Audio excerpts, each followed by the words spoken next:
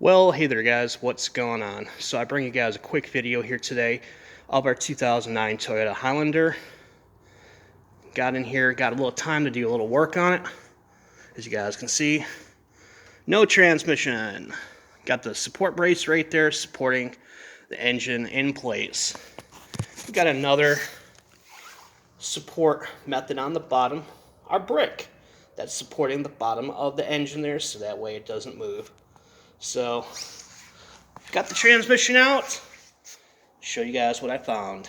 As you guys can see there, that seal completely shot. The previous owner of this vehicle continued to drive it with no fluid. And it kept on leaking fluid, and guess what? That's the end result. They burnt the transmission up, and probably something broke inside. I don't know. But yeah, that's where we're at with the transmission.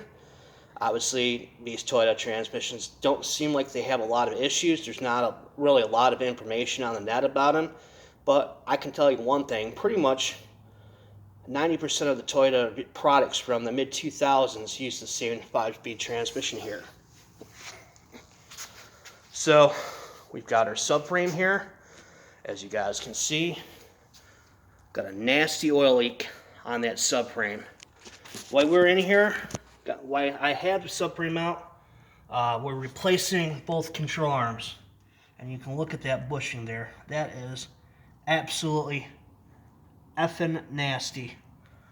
But it just goes to show you guys, when you fail to maintain something, when you fail to address a problem that something has, and it's showing signs of an oil leak, and a $20 part, this could have very easily been addressed right there. So, anybody that's familiar with these Toyota engines, you see this line right here. That line feeds the VVT, the variable valve timing solenoid. Okay, it's an oil feed line. And basically there's a piece of rubber in that line. Snakes between the valve cover and the block there. And guess what? Over time, that rubber part of the line starts to deteriorate, and guess what? It creates an oil leak. You guys look down here in the engine here. Sorry, it's a little dark. I know that. But you can see that griminess on the bottom of the block there. And that's all due to that oil leak coming from the top of the engine there.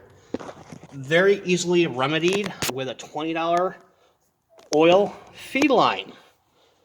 But why did the people fail to replace it? I don't know. And another thing too is, if you're in here doing a job like this, don't forget the rear main seal. Replace the rear main seal. That way you know this thing is good for another 150,000 miles with a seal. I got a cheap one off of Rock Auto, and that's what we're going to use in it. But as you guys can see, got the transmission out. Like I said, we're just waiting on those lower control arms. Once we get the control arms for it, we'll get it put back together, and this should be a good vehicle again. So, I really appreciate you guys joining me here today. Please like, comment, and subscribe, and we'll catch you guys later. See ya.